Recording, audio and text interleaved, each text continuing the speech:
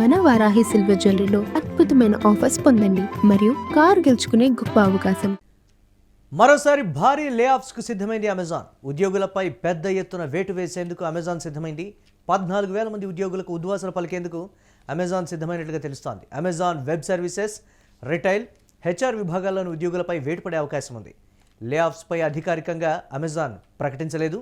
Oracle ఊచకోత మరొక ముందే అమెజాన్లో భారీగా లేఆఫ్లు చోటు చేసుకుంటున్నాయనేటువంటి మాట తీవ్ర కలకలం రేపుతోంది.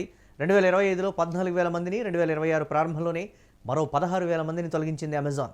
మైక్రోసాఫ్ట్, టీసీఎల్, అసెంచర్, ఒరాకిల్ వంటి దిగ్గజ సంస్థల నుంచి ఉద్యోగుల తొలగింపు అనేది ప్రపంచవ్యాప్తంగా కలకలం రేపుతోంది. ప్రపంచవ్యాప్తంగా దిగ్గజ సంస్థల్లో ఉద్యోగుల తొలగింపుకు సంబంధించి అయితే టెక్కీలు ఒకంత ఆందోళన వ్యక్తం చేస్తున్నారు. దీనిపై మరిన్ని అప్డేట్స్ మా కరెస్పాండెంట్ సత్య అందిస్తారు. సత్య, ఏంటి ఉద్యోగస్తుల అంటే టెక్కీ జీవితాలన్నీ కూడా ఒక్క రాత్రితోటి, ఒక్క మెయిల్ తోటి ఇమ్మీడియట్గా కూడా తారుమారయ్యేటువంటి పరిస్థితి ఎందుకు? ఈ పెద్ద పెద్ద కంపెనీస్ అన్నీ కూడా లే ఆఫ్స్ ఇచ్చేటువంటి వాళ్ళ జాబితాలో 90% భారతీయుల ఉద్యోగాలే ఉంటున్నాయనేటువంటి ఒక విమర్శ.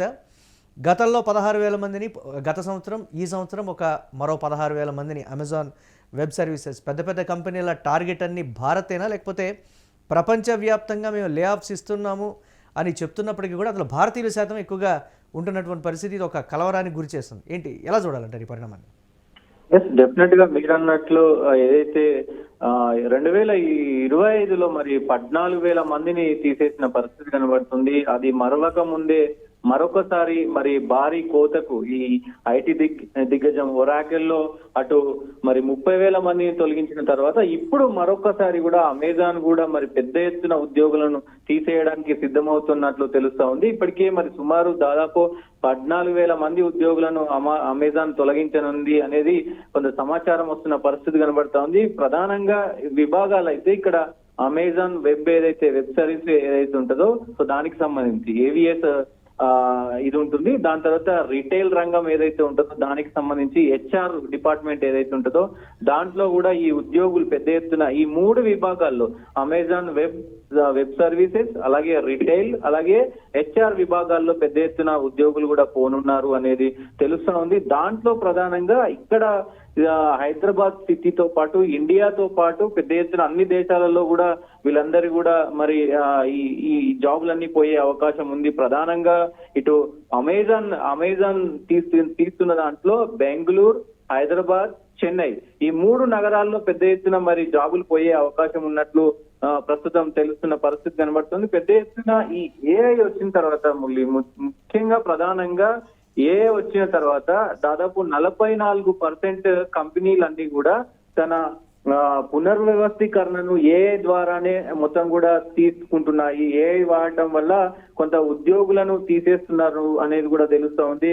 సో ఇప్పటికే భారీ మొత్తంలో కూడా ఏదైతే 2025లో కనుక చూస్తే 2,45,953 మందిని తీసేసిన పరిస్థితి ఉంది. దాదాపు 783 కంపెనీలు, సో మిగతా అన్ని కంపెనీలు కూడా సాఫ్ట్వేర్ కంపెనీలు అన్ని కూడా 2025లో 2,45,953 మందిని తీసేది. ఇప్పుడు ప్రస్తుతం జనవరి నుంచి ఇప్పటి వరకే కేవలం 226 కంపెనీలలో 91,679 మందిని తీసేశారంటే అర్థం చేసుకోవచ్చు రోజుకి కూడా ఈ టెక్ సాఫ్ట్వేర్ కంపెనీలో పనిచేసేటువంటి వాళ్ళు ఎంత మంది ఇట్లా మరి జాబులు వెళ్తున్నాయి అనేది కూడా చూస్తూ ఉన్నాం. ప్రస్తుతం మొత్తం ప్రధాన కంపెనీలు ఏదైతే ఇంటెల్ కావచ్చు, మైక్రోసాఫ్ట్ కావచ్చు, అలాగే వెరిజోన్ కావచ్చు, ఇవన్నీ ప్రధాన కంపెనీల్లో కూడా ఇటు ఇంటెల్లో కనుక చూస్తే ఇంటెల్లో 27,000 మందిని తీసేసిన పరిస్థితి, మైక్రోసాఫ్ట్ 15,000 మందిని తీసేసింది,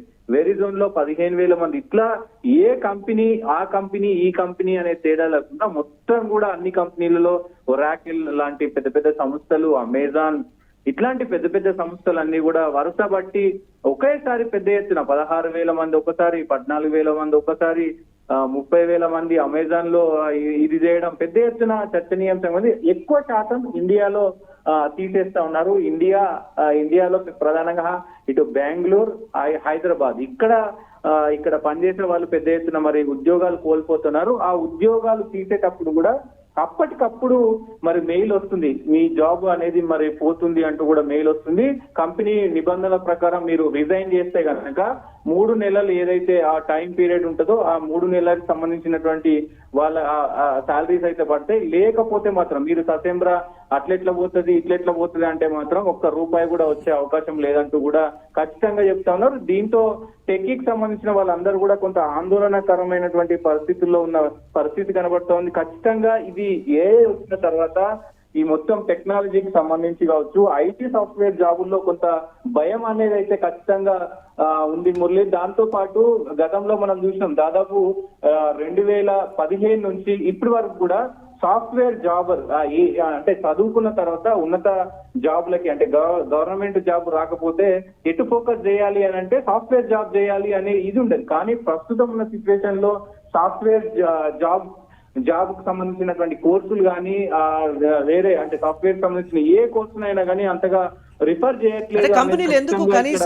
కనీస భద్రతను కూడా అంటే ఇంతకు ముందు ఒక నెల 2 నెలలు గ్రేస్ పీరియడ్ ఇవ్వడం కానీ లేకపోతే టైం పీరియడ్లో నోటీసులు ఇచ్చి తీసేసేటువంటి పరిస్థితులు కొన్ని కంపెనీలలోనైనా ఉండేవి. కానీ ఈసారి నిర్దాక్షిణ్యంగా ఒక్క మెయిల్తో ఇమ్మీడియట్గా రేపటి నుంచి ఉద్యోగం ఉండదు అనేటువంటి ఒక ఆందోళన ప్రపంచవ్యాప్తంగా కూడా పర్టికులర్గా అమెజాన్ కావచ్చు ఇలాంటి పెద్ద పెద్ద టెక్ కంపెనీలు చేస్తున్నటువంటి తీరు ఎలా చూడాలంటారు సత్య? దీనికి సంబంధించి ఏమైనా చర్యలు తీసుకుంటుందా ఏ కంపెనీ అనేది లేకుండా పోయింది అనేది ఖచ్చితంగా ఇక్కడ అర్థమవుతుంది. దాంట్లో ప్రధానంగా ఇక్కడ సాఫ్ట్వేర్ కంపెనీలోనే కాకుండా ప్రధానమైనటువంటి ఐటీకి సంబంధించినటువంటి ప్రతి ఒక్క జాబ్ కూడా టెలివిజన్ కావచ్చు, ఐటీ కావచ్చు, ఐటీ డిపార్ట్మెంట్ కావచ్చు, ఇట్లా కొన్ని విభాగాల్లో పెద్ద ఎత్తున మరి ఈ జాబ్ అనేది అంటే నెక్స్ట్ మినిట్ ఈ నెల అయిపోతుంది అని అంటే ఆ మెయిల్ వచ్చిందంటే అప్పటికప్పుడు ఇంకా మీరు మానేసి వేరే జాబ్ ఎదుర్కోవాల్సిందే. కొంత ఈ మొత్తం కూడా జీతభత్యాలకు సంబంధించి కానీ లేదంటే ఈ టైం పీరియడ్ కానీ గతంలో కొంత ఈ ఉద్యోగ భద్రత అనేది ఉంది. దాదాపు ఏ వ్యక్తి అయినా ఒక ఉద్యోగం మానేయాలంటే అంటే అటు కంపెనీ నుంచి మానేయాలన్నా తన పర్సనల్ గా ఆయన మానేయాలన్నా 3 నెలల పాటు ఆ నోటీస్ పీరియడ్ అనేది ఖచ్చితంగా ఉండేది. దాన్ని క్రమక్రమేణా దాదాపు ఒక 2 నెలలకు తీసుకొచ్చారు, దాని తర్వాత నెలకు తీసుకొచ్చారు. ఇప్పుడు ప్రస్తుతం ఆ నెల కూడా లేదు, అప్పటికప్పుడే మానేయడం అప్పటికప్పుడే తొలగించడం ఇట్లా జరిగిపోతున్న పరిస్థితులు కనబడతా ఉన్నాయి. కూడా ప్రభుత్వం కూడా ఈ భద్రతకు సంబంధించి కొన్ని చర్యలు తీసుకోవాలంటూ కూడా ఇటు సాఫ్ట్వేర్ ఉద్యోగులు అయితే కొంత వేటుకుంటున్న పరిస్థితి కనబడతా ఉంది. తీవ్ర ఆందోళనకరంలో అయితే అంటే ప్రపంచ వ్యాప్తంగా దాంతో పాటు ఇండియాలో ప్రధానంగా బెంగళూరు, హైదరాబాద్ లో ప్రధానంగా వినబడుతున్నది. కొంత భద్రత లేదు అనేది ఖచ్చితంగా ఉంది. సో ఈ సాఫ్ట్వేర్ కంపెనీలకు సంబంధించి కొంత రూల్స్ అన్నింటినీ కూడా కొంత చేంజ్ చేయాలి అంటూ కూడా మరి సాఫ్ట్వేర్ కంపెనీ వాళ్ళు సాఫ్ట్వేర్ జాబర్స్ అందరూ కూడా వేడుకుంటున్న పరిస్థితి అయితే కనబడతా ఉంది Murali. Right, thanks for updates Satya. మరోసారి భారీ లేఆఫ్స్కు అమెజాన్ సిద్ధమైంది. ఉద్యోగులపై పెద్ద ఎత్తున వేటు వేసేందుకు అమెజాన్ సిద్ధమైంది. 14,000 మంది ఉద్యోగులకు ఉద్వాసన పలికేందుకు అమెజాన్ సిద్ధమైంది. Amazon web services, retail, HR విభాగాల ఉద్యోగులపై వేటు పడేటువంటి అవకాశాలు అయితే ఉన్నాయి. లేఆఫ్స్పై అధికారికంగా అమెజాన్ ప్రకటించలేదు. ఒరాకిల్ ఊచకోత మరొక ముందే అమెజాన్లో భారీగా లేఆఫ్లు ఒక టెక్ ప్రపంచంలో సంచలనంగా మారింది. 2025లో 14,000 మందిని, 2026 ప్రారంభంలోనే మరో 16,000 మందిని అమెజాన్ తొలగించింది. అంటే దాదాపుగా ఈ సంవత్సరం వ్యవధిలోనే 30,000 మందిని తొలగించింది.